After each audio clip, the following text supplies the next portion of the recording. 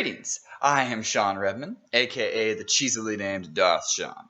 And last week I talked about Shattered Empire, which was the really good new comic that came out post-Jedi, and it was a lot of cool stuff that happened to it. Well, it wasn't the only comic to come out last week. Another comic came out that was not as good.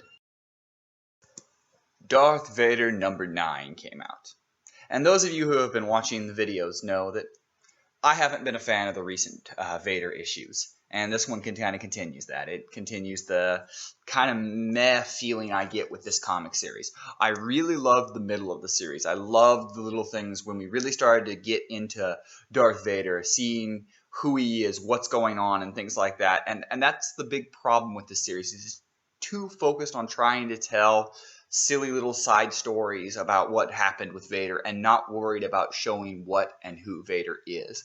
And that's the big problem that I have with it. Why Lords of the Sith is so great, why issue, I believe it was 4 and 5 were so good, was they spent time connecting Vader to his past and his future that we already know. We know what happens to Vader, so we know that in between episode 4 and 5, no real threat is going to happen to him. We know because he's not going to die till episode 6. We know this. So as someone who should be approaching Vader, should approach it as, I'm going to write a story that connects these characters, that connects Anakin Skywalker and connects Darth Vader and shows what Darth Vader is going through, how he goes from the kid that's just a cocky a-hole to the most menacing force in the galaxy. And so that's what it's really missing. It's just not really giving us that Darth Vader feel.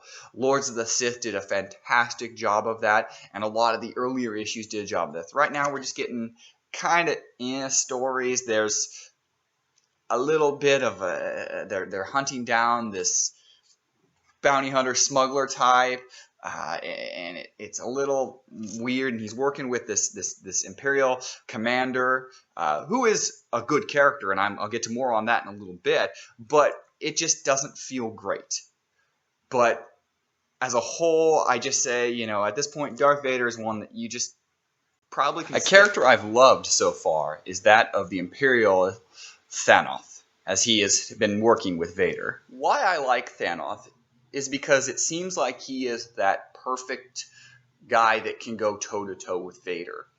He's smart enough. He's very much like Tarkin in the aspect of when Tarkin stood in a room with Vader, Tarkin had command.